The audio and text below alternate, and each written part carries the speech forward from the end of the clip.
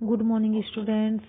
आज हम पढ़ेंगे पाठ 14 स्वतंत्र भारत में लोकतंत्र और राजनीतिक संस्थाओं की कार्य प्रणाली। स्वतंत्र भारत में मतलब जब देश आजाद हुआ उस समय लोकतंत्र और राजनीतिक जो संस्थाएं हैं उनकी कार्य प्रणाली है उसको हम इस अध्याय में पढ़ेंगे। तो हम पिछली अध्याय में हमने पढ़ा कि भारतीय संविधान द्वारा शासन प्रशासन चलाने के लिए कौन कौन सी जो ढांचे बनाए गए हैं उनके बारे में पढ़ा। ये ढांचे क्या क्या कार्य करते हैं व इनके आपसी संबंध किस तरह के हैं। इस अध्याय में हम यह जानने की कोशिश करेंगे कि स्वतंत्रता के बाद भारत में लोकतांत्रिक राजनीतिक जमीनी स्तर पर किस तरह से आगे बढ़ी, देश की आर्थिक और विदेश नीति को किस तरह बनाया गया और चलाया गया, देश के विभिन्न हिस्सों के लोगों की आवश्यकताएं और आकांक्षाएं क्या रही, सरकारों ने उन्हें पूरा करने के लिए क्या क्या प्रयास किए, हम इसका विश्लेषण करेंगे। तो आगे हम देखेंगे कि संविधान में एक साथ कई लक्ष्यों को पूरा करने का प्रयास किया गया था। जब भारत आजाद हुआ, हमारा देश आजाद हुआ, तो उस समय उनके सामने कई चुनौतियां थी, बहुत सारी चुनौतियां थी और साथ ही साथ उन चुनौतियों को पूरा करना भी उनके उद्देश्य था, उनका लक्ष्य था। तो इन लक्ष्यों में लोकतंत्र को क्रियाशील एवं जीवंत बनाना, देश का राजनीतिक रूप में एकीकरण करना तथा बड़े पैमाने पर ऐसे ढांचे को निर्मित व मजबूत करना था जिनके द्वारा आवश्यक सामाजिक और आर्थिक बदलाव सुनिश्चित किया जा सके। इनके लक्ष्यों की प्राप्ति के लिए समुचित ढांचों को बहुत ही कम समय में आकार देकर उन्हें क्रियाशील मतलब कार्य रूप में परिणत करने और बनाना और नव स्वतंत्र देश के लिए चुनौती भरा काम था। स्वतंत्रता प्राप्ति के बाद भारत के लोगों को यह साबित करना था कि वे अपनी एकता और अखंडता को बनाए रखते हुए न केवल लोकतांत्रिक ढंग से काम कर सकते हैं अपितु देश की जो व्यापक आर्थिक और सामाजिक बदलाव भी है उसे ला सकते हैं। अब हम भारत की जो लोकतांत्रिक व्यवस्था है उसको समझने की कोशिश करेंगे कि किस तरह से लोकतंत्र स्थापित किया गया। तो भारत में सबसे पहले जो आम चुनाव हुआ वो हुआ 1952 में, मतलब 1952 में प्रथम आम चुनाव हुआ। भारत के नए संविधान के अनुसार पहले आम चुनाव आयोजित करना भारतीय लोकतंत्र की स्थिरता और सफलता के लिए बहुत ही बड़ी चुनौती भरा कार्य था, क्योंकि हमारा जो देश है वो ग्रामीणों का देश है, ग्रामीण का देश है और यहाँ की जो जनसंख्या है वो भी बहुत अधिक है। ग्रामीण होने के साथ साथ यहाँ की जो जनता थी उस समय क्या थी, बहुत ही निरक्षर थी।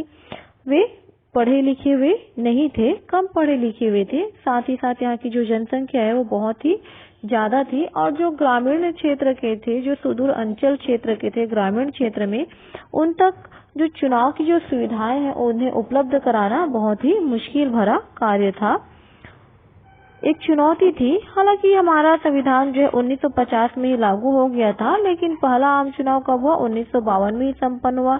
क्योंकि उस समय देश में जब आम चुनाव हुआ तो 18 करोड़ लोगों को मतदान करना था। इसके लिए बहुत सारी तैयारियां भी जरूरी थी। भारत में पहली बार हर वयस्क महिला और पुरुषों को चुनाव में मतदान करने का अधिकार मिला। सभी को जो 18 वर्ष की जो व्यक्ति थे, महिला हो चाहे पुरुष, उन्हें चुनाव में वोट देने का अधिकार प्रदान किया गया। और सबसे पहले सभी मतदाताओं की सूची तैयार करना था। जो 18 करोड़ जो लोग थे जो मतदान करने वाले थे उनकी मतदाता सूची भी तैयार करना था। भारत की जो भौगोलिक विस्तार और यातायात की समस्याओं को देखते हुए यह आसान काम नहीं था। मतदाताओं को चुनाव की प्रक्रिया समझाना था और उन्हें मतदान के लिए तैयार करना था। सुदूर अंचलों में मतलब जो जहाँ पे यातायात का जो सुविधा है वो नहीं हो पाना और जो बहुत ही सुदूर क्षेत्र है, जो दूर की जो ग्रामीण जो क्षेत्र है जहाँ पे आसानी से पहुंच पाना मुमकिन नहीं है, मतदाता केंद्र स्थापित करके चुनाव अधिकारियों को तैयार करना था, वहां पे तैनात करना था। देश के 85% लोग जो थे वो क्या थे, निरक्षर थे। मैंने आपको पहले भी बताया कि हमारा देश जो है वो ग्रामीणों का देश है और यहाँ की जो जनता थी वो निरक्षर थे बहुत ही ज्यादा। मतलब 85% जो लोग थे वो निरक्षर थे, वे पढ़े लिखे नहीं थे। वे कैसे उम्मीदवारों के नामों को पहचान कर सही तरीके से मतदान कर सकते थे। क्योंकि वो पढ़े लिखे नहीं थे तो वो उम्मीदवारों के नामों को पढ़कर उन्हें पहचान कर सही तरीके से मतदान कर सकने में असक्षम थे। चुनाव आयोग ने ऐसे में एक विचार किया कि मतपत्र में उम्मीदवारों को अलग अलग चिन्हों के द्वारा दिखाया गया। क्योंकि अलग अलग चिन्हों के द्वारा दिखाया गया क्योंकि व्यक्ति जो थे वो निरक्षर थे, उन्हें पढ़ने नहीं आता था, तो कम से कम जो चुनाव का जो चिन्ह है उन्हें देखकर वो क्या कर सके, पहचान सके और अपने सही उम्मीदवारों को चुन सके। प्रत्येक उम्मीदवार के लिए अलग अलग बक्सा रखा गया और उस बक्से में मतदाता को अपनी पसंद के उम्मीदवार को वोट उस उम्मीदवार के लिए निर्धारित करके बक्से में डालना था। मतलब एक मतपत्र बनाया गया, एक मतपत्र तैयार किया गया और उस मतपत्र में उम्मीदवार के नाम के सामने चुनाव चिन्ह को प्रदर्शित किया गया। जैसे चुनाव चिन्ह होता है, जो आप लोग सभी जानते हैं कि हमारे जो राष्ट्रीय चुनाव चिन्ह है वो है कमल फूल है, पंजा छाप है। ऐसे जो राष्ट्रीय जो चुनाव चिन्ह है और जो क्षेत्रीय चुनाव चिन्ह होते हैं, क्षेत्रीय चुनाव चिन्ह के बाद जो निर्दलीय जो लड़ते हैं उनको चुनाव चिन्ह दिया जाता है। जैसे झाड़ू छाप, ब्लैक बोर्ड छाप और जानवरों के जो प्रतीक है उनसे भी उनको दिखाया जाता है। जैसे ग्रामीण क्षेत्र के लिए हल छाप और हल जो है किसानों द्वारा हल को बैलों के माध्यम से खेतों की जुताई करते हुए जो छाप होती है उनको चुनाव चिन्ह में अंकित करना। इसके तरीके से उम्मीदवारों को पहचान के लिए मतपत्र में चुनाव चिन्ह को निर्धारित किया गया, जिससे जो व्यक्ति है वो आसानी से उन्हें पहचान सके और पहचान कर उसमें अपना वोट जो है वो डाल सके। पहला आम चुनाव हुआ, उसकी जो खास बातें हैं उसे हम देखेंगे। पहली बार वयस्क मताधिकार प्रणाली का इस्तेमाल करके देश के सभी नागरिकों को वोट देने का मौका जो है वो प्रदान किया गया। सरकार ने सुदूर ग्रामीण क्षेत्रों तक मतदान केंद्रों की व्यवस्था की, जहां पर आसानी से पहुंच पाना मुमकिन नहीं था। ऐसे क्षेत्रों में भी मतदान केंद्र की व्यवस्था की गई। सारे राज्यों की विधानसभा के चुनाव भी लोकसभा के साथ ही संपन्न हुए।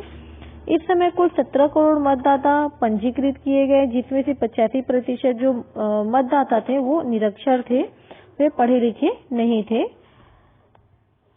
लगभग 2,24,000 मतदान केंद्र जो है वो बनाए गए और करीब प्रत्येक 1,000 व्यक्ति पर एक मतदान केंद्र बनाया गया। लगभग 10 लाख अधिकारियों के चुनाव की प्रक्रिया में तैनात किया गया था।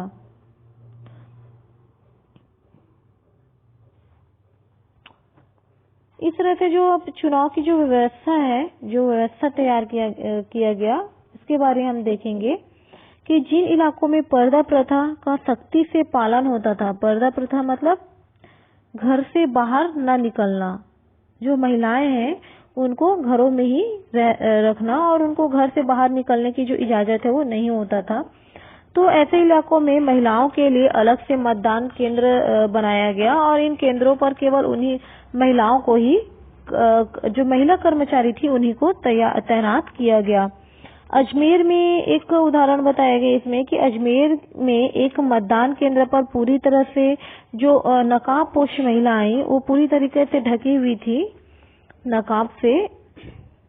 उसका सारा शरीर जो मखमली कपड़े से ढका हुआ था और मात्र सिर्फ एक ही उंगली दिखाई दे रही थी, जो कि मतदान करने से पहले स्याही का निशान लगाने के लिए अनिवार्य थी।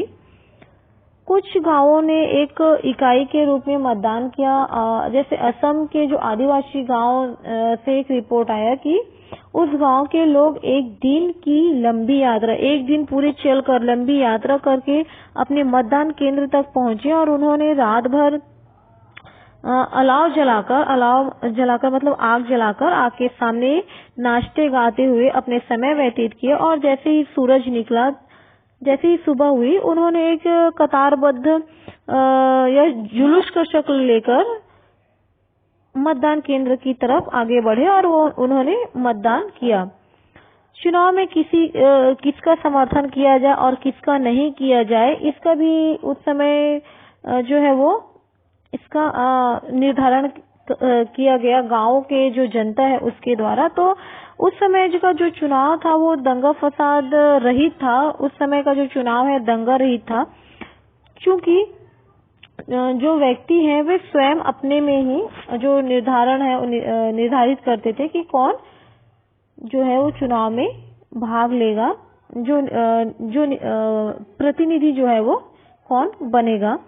तो इस तरह से यहाँ पे एक गांव का उदाहरण दिया गया है कि उस गांव में दो उम्मीदवार एक साथ खड़े होना चाहते थे और वो दोनों में से एक तरफ दोनों जो उम्मीदवार हैं उनके तरफ से एक पहलवानों को चुनकर उनके बीच कुश्ती का आयोजन किया गया।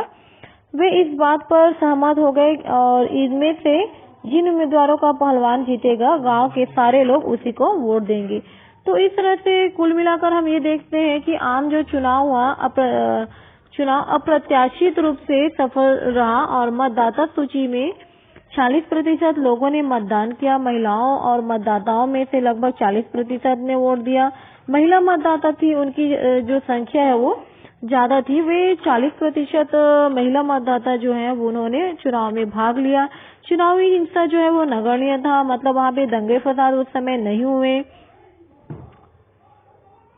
पहले चुनाव में जवाहरलाल नेहरू के नेतृत्व वाले कांग्रेस को भारी बहुमत मिला और 45% मतदाताओं ने कांग्रेस पार्टी को वोट दिया और लोकसभा में लगभग 74% सदस्य जो है कांग्रेस पार्टी के ही थे। पंडित जवाहरलाल नेहरू देश के प्रधानमंत्री बने और अधिकांश राज्यों में भी जो कांग्रेस की जो सरकारें हैं वही बनी।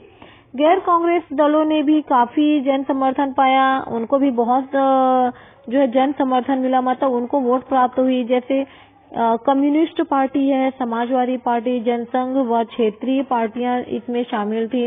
इस प्रकार स्वतंत्र भारत ने बहुदलीय लोकतंत्र की ओर पहला और प्रभावी कदम रखा। 1957 और 1962 में भी सफल आम चुनाव हुए और भारतीय लोकतंत्र की जड़ें जो है वो गहरी होती गई।